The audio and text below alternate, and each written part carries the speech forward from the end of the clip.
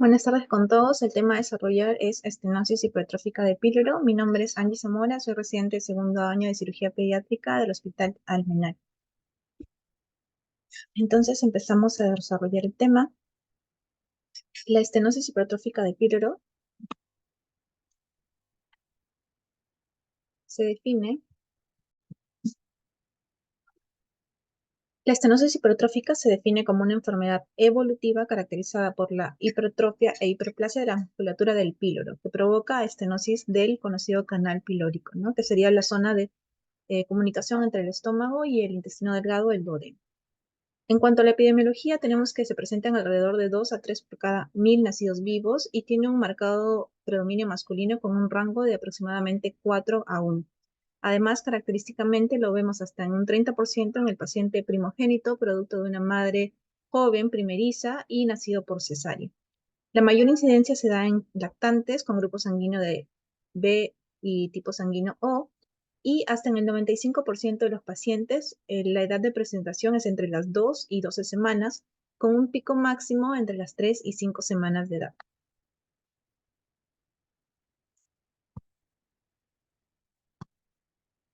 En cuanto a la etiopatogenia, tenemos que, como mencionábamos, la hiperplasia e hipertrofia de las fibras musculares lisas a nivel del antro gástrico y del píloro va a ocasionar un crecimiento anormal de la zona con compresión de la mucosa. Esto, a su vez, causa obstrucción de la luz, lo que va a degenerar en toda la sintomatología que posteriormente revisaremos. En cuanto a citología, es multifactorial. Se han visto comprometidos factores genéticos, factores extrínsecos, dentro de ellos, por ejemplo, el consumo de algunos medicamentos. Se menciona el consumo de eritromicina por la madre, consumo de talidomina y algunos otros medicamentos. Factores obstructivos, como el uso de sondas o la presencia de algún pólipo a ese nivel. Factores hormonales, factores relacionados con células musculares, factores de crecimiento e incluso factores que tienen que ver con la inervación. En cuanto al diagnóstico de esta enfermedad, tenemos que van a ser de importancia la parte de la historia clínica, la presentación y los síntomas, los exámenes de ayuda diagnóstica, como son los exámenes de imagen en laboratorio y también el examen físico, ¿no? Entonces, en cuanto a la clínica, tenemos una triada clásica que está conformada por los vómitos no biliosos, las ondas peristálticas visibles y la presencia de una oliva pilórica palpable. Sin embargo, esta triada clásica se presenta solamente en alrededor del 20 a 30% de los casos, puesto que necesita condiciones especiales como un paciente relajado, un ambiente adecuado. En cuanto a la clínica, entonces, mencionábamos como primer y síntoma principal los vómitos. Característicamente los vómitos de la estenosis hipertrófica son vómitos explosivos, vómitos en proyectil o escopetazo, y de contenido básicamente lácteo. Muy pocas veces se describen vómitos biliosos y pueden atribuirse a otras características como un vómito borracio en el caso el cuadro sea también acompañado por gastritis o esofagitis. Sin embargo, clásicamente es un vómito solo de contenido lácteo y que se presenta alrededor de media hora a una hora después de la lactancia. Además, después del episodio de vómito, vamos a tener un paciente irritable con un apetito voraz en lo que conocemos como el vomitador hambriento. Y ya en cuadros más avanzados en que retrasamos el uso o el acudir a una entidad médica o un paciente con alguna otra comorbilidad, tenemos el compromiso del estado general en el que vamos a ver los signos típicos de deshidratación, desnutrición e incluso alteraciones mayores del estado del medio interno.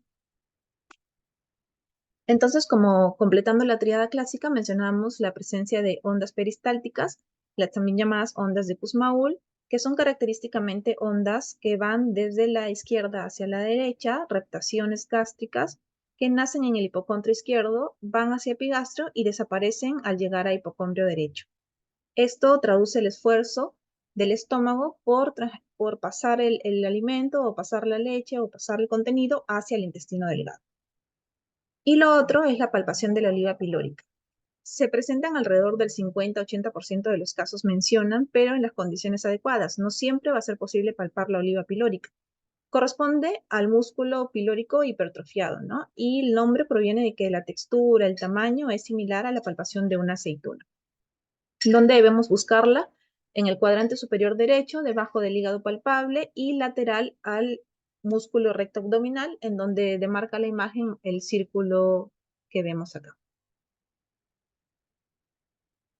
Entonces mencionaba que la palpación es una característica no siempre presente en el sentido de que no siempre vamos a poder tener las condiciones adecuadas para la palpación. El bebé se examina mejor desde el lado derecho, aplicando una presión leve con los primeros 3 dedos de la mano en dirección cefálica, y la identificación de masas más profundas o en lactantes que estén llorando, estén irritables, requiere probablemente una palpación más firme, ¿no? Más profunda. El examen de ello nos va a revelar una masa alargada, lisa y dura, similar a la consistencia de una aceituna, de aproximadamente 1 a 2 centímetros de longitud. Y al identificar la sospecha del músculo hipertrofiado, entonces el examinador debe intentar delinear adecuadamente los bordes de la masa para evitar confundirlos con el borde hepático que está cerca, o un músculo recto contraído, o incluso el riñón, o alguna otra masa, ¿no? Entonces mencionábamos que, si bien es cierto, hay una triada clásica, hay, en cuanto al paciente tiene un manejo tal vez tardío, compromiso del estado general, y podemos encontrar otros hallazgos que también se van a compartir con otras patologías, ¿no? Como los signos de deshidratación con una fontanela hundida, eh, las mucosas secas. En el caso ya específico de este cuadro, dilatación epigástrica o un estómago distendido, disminución de los flujos urinarios, etc. Ahora, es también importante recordar que, si bien hay unos síntomas clásicos de la estenosis hipertrófica, hay cuadros que podrían hacernos variar las características cuando nos enfrentamos a un paciente. Por ejemplo, en los niños que tienen afectación de la deglución, en algunos niños con alteración o defectos del paladar, o niños con alguna alteración neurológica, pues el vómito no va a poder ser siempre en proyectil, como le hemos mencionado. En niños con antecedentes de malformaciones quirúrgicas, pues un niño vomitador no nos va a ser como primera opción pensar en un cuadro de estenosis hipertrófica, sino probablemente en un cuadro obstructivo postquirúrgico, ¿no? Además, en niños prematuros, por ejemplo, los síntomas de la hipertrofia pueden ser más larvados, vómitos menos fuertes, el apetito, o el niño va a estar menos irritable, el apetito es menos voraz, el peristaltismo que observábamos en la imagen anterior puede ser menos exagerado, y además de ello, los criterios que vamos a ver posteriormente, los criterios ecográficos, no son los mismos que en un niño a término, ¿no? Ahora, también en menos del 2% de los niños el vómito puede ser bilioso, en contraposición a la característica clásica, que era un vómito lácteo, ¿no? Entonces hablábamos también de los exámenes de ayuda al diagnóstico que nos podían ser útiles para esta patología, y tenemos la radiografía, por ejemplo. En la radiografía vamos a observar básicamente un estómago muy dilatado, ¿no? Generalmente por debajo de L2 vamos a observar también moteado en el antro gástrico, que significa la dificultad o el contenido gástrico a ese nivel, puesto que no pasa adecuadamente hacia el resto del intestino. Y también el poco aire o la distribución irregular en el resto del intestino, ¿no? Ahora, tal vez los criterios que más conocemos son los criterios de la imagen ecográfica.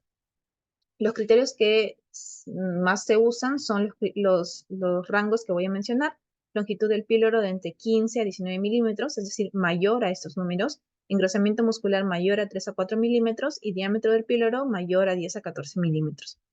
Como mencionábamos, en los prematuros no se van a cumplir estos criterios ecográficos, y se menciona que, por ejemplo, en los prematuros el grosor muscular va a ser mayor a 2 milímetros y la longitud mayor a 10 milímetros.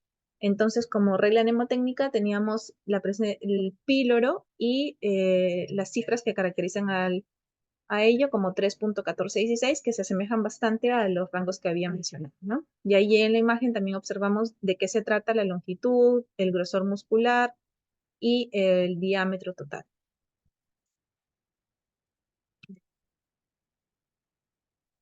Entonces, también dentro del estudio ecográfico vamos a poder encontrar algunos otros signos característicos, como la imagen en doble carril, que traduce la longitud alargada del píloro; el signo del paraguas, en cual el píloro se encorva y asciende hacia el bulbo duodenal; el signo del pezón, que se debe a la presencia de la mucosa del canal pilórico que se prolapsa dentro del antro gástrico.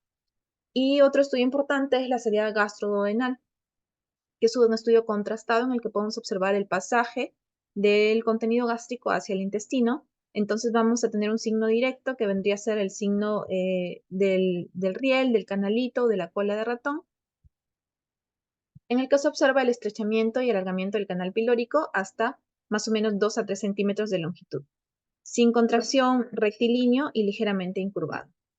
Y signos indirectos, como son signos de lucha, un estómago aperistáltico, signo de la sombrilla y retardo del vaciamiento gástrico. Ujú.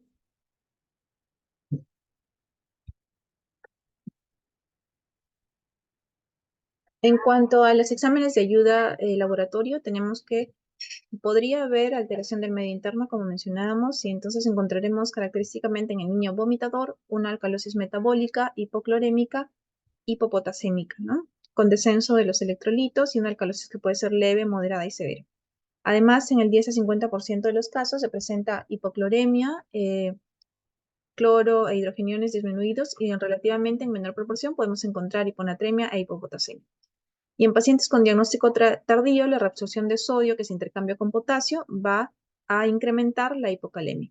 En casos muy graves, con profunda depleción de potasio, este mecanismo no va a funcionar adecuadamente, retienen potasio y se va a desarrollar lo que se denomina la aciduria paradojal. En cuanto al diagnóstico diferencial, tenemos primero la posibilidad que nos haría pensar sería una mala técnica alimentaria, ¿no? Porque tenemos, como observábamos también en la diapositiva inicial, característicamente un paciente primogénito, nacido por cesárea, una madre joven, primeriza, entonces la mala técnica alimentaria es una buena posibilidad diagnóstica diferencial. Luego el reflujo gastroesofágico, porque también tenemos mecanismos de deglución inmaduros, la presencia ya de patologías obstructivas como una membrana a nivel antral o membrana duodenal o un páncreas anular que podrían estar generando un cuadro obstructivo extrínseco o intrínseco a nivel de píloro o duodeno, ¿no? Vómitos por otras causas como causas neurológicas y otras patologías más complejas como hiperplasia suprarrenal o vólvulos gástricos. Entonces, cuando nos enfrentamos a un niño vomitador, acá tenemos una tablita en la que podemos más o menos asociarlo a la edad de presentación. Entonces, si tenemos un niño con vomitador desde el nacimiento y que va disminuyendo, pues podríamos pensar en un reflujo gastroesofágico, ¿no? Porque conforme la edad del niño avanza, también este va disminuyendo. Alrededor de las 6 semanas, como mencionamos un pico entre 3 a 5 semanas, pues la primera causa podría ser la estenosis hipertrófica de píloro. Y más allá de las 6 semanas, ya hacia los 6 meses o incluso más, podríamos pensar incluso en un cuadro de intussuscepción. En cuanto al tratamiento de esta patología, debemos tener en cuenta que si bien el tratamiento final es quirúrgico, el momento de la intervención no es una emergencia y el paciente no debe entrar en cualquier condición, sino que debemos procurar que el estado del paciente sea el ideal, que esté bien hidratado y que el medio interno haya sido compensado. La corrección de la alcalosis que mencionábamos dentro de los estudios de laboratorio es ideal ya que se ha visto asociado una alcalosis a mayor riesgo de apnea postoperatoria. Si bien el tratamiento es básicamente quirúrgico, necesitamos tener algunas condiciones o recomendaciones del manejo médico. Uno es que un paciente vomitador, obviamente ya cuando ingresa al contacto con el médico, debe estar en ayuno. Podemos colocar un drenaje gástrico como una sonda nasogástrica, e iniciar la hidratación parenteral teniendo en cuenta las necesidades basales, el déficit y las pérdidas del paciente. Corrección del medio interno, por lo que habíamos mencionado también, la posición en semisentado y también se ha mencionado el uso de sulfato de atropina, sin embargo, no tiene estudios que lo recomienden tal cual, es por ello que no es un tratamiento rutinario. Sin embargo, en pacientes que pues no pueden hacer por alguna otra condición ingresar a cirugía, podría intentarse ese tratamiento. Entonces, el tratamiento es sobre todo quirúrgico y dentro de ello tenemos opciones como la laparotomía, la laparoscopía, el abordaje periumbilical y dilatación con balón. Sin embargo, los dos primeros son los que más usamos, ¿no? La laparotomía y la laparoscopía, bueno, los abordajes van a ser distintos, pero lo que necesitamos básicamente es hacer la piloromiotomía, es decir, hacer un corte o una incisión a nivel del músculo para divulsionar las fibras y disminuir la tensión provocada, ¿no? Entonces tenemos que aperturamos cavidad, identificamos la zona de la oliva pilórica, hacemos una incisión en la zona del músculo, divulsionamos las fibras con una pinza especial llamada pinza de Benson, hasta que observamos la protrusión de la mucosa, ¿no? Sin lesionarla. Y finalmente queda así, ¿no? Eso se llama piloromiotomía. En la laparoscopía, pues el abordaje va a diferenciarse, pero en realidad el objetivo final es el mismo. Y en cuanto al manejo postquirúrgico, tenemos que en general esta cirugía permite un inicio pronto de la alimentación. Se ha descrito que alrededor de las 4 o 6 horas posteriores a la cirugía el paciente ya podría iniciar la alimentación con una analgesia adecuada, mantener una posición antirreflujo, y luego de comprobar la tolerancia inicialmente con una solución glucosada, podemos comenzar la alimentación con la leche. Si hay perforación de la mucosa, pues debemos tardar un poco, como intercurrencia dentro de la cirugía, podría tardar un poco el inicio de la vía oral hasta 3 días, ¿no? Y ya si la perforación involucra algunas otras complicaciones como peritonismo, etcétera, pues el paciente probablemente tendría que reingresar a sala, ¿no? Además, es también importante tener en cuenta que hay una incidencia relativamente alta de mantener la regurgitación postoperatoria en los niños con hipertrofia pilórica, y que puede llegar a ser tan alta como hasta el 80-50%. Pero no debería retardar el inicio de la nutrición por vía oral porque es de alguna manera un cuadro esperable, ¿no? Entonces, ¿cuánto tiempo podríamos observar el cuadro? Hasta 5 o 7 días después de la cirugía. Incluso podrían los pacientes persistir con algunos vómitos que deberían ir en mejoría, ¿no? Ahora, si persisten con los vómitos por mayor a ese tiempo y hay alguna otra condición asociada, pues podríamos sospechar de una piloromitomía incompleta, ¿no? Con respecto al reinicio de la vía oral, como mencionaba, podría iniciarse pronto, pero hay múltiples esquemas de recomendaciones. Algunos recomiendan iniciar con 30 mililitros de alguna solución glucosada y luego ya progresar a la fórmula leche materna, por ejemplo, incrementando de 15 en 15 y cada 3 horas. Otros mencionan incrementando de 10 en 10 y con una tolerancia seguida, ¿no? Y finalmente, la guía NICE que nos menciona que debemos, después de un ayuno de 8 horas, podría iniciarse con la solución glucosada. Si tolera, empezar con 20 mililitros y ir aumentando cada 2 horas. Y finalmente, con respecto a las complicaciones de este cuadro, bueno, tenemos complicaciones preoperatorias que van a ser las del compromiso del estado general, como desnutrición, deshidratación, las alteraciones del medio interno, e incluso pueden llegar a un choque hipovolémico, ¿no? Porque los vómitos persistentes en un paciente recién nacido o un paciente de pocas semanas de edad, pues podrían involucrar grandes volúmenes, ¿no? De pérdidas. En cuanto a las complicaciones intraoperatorias, la broncoaspiración y la más temida, que es la perforación duodenal. Sí, me Y obligan en que cuanto a las complicaciones postoperatorias, la persistencia de los vómitos, como mencionaba, probablemente por una pilorimiotomía incompleta, teniendo en cuenta, como decíamos también, que podría ser también producto de la evolución normal del cuadro, emesis postoperatoria, infección del sitio quirúrgico y dehiscencia de la herida o una hernia a ese nivel, ¿no? Eso sería lo que corresponde a la exposición de hoy sobre estenosis hipertrófica de Piller. Gracias.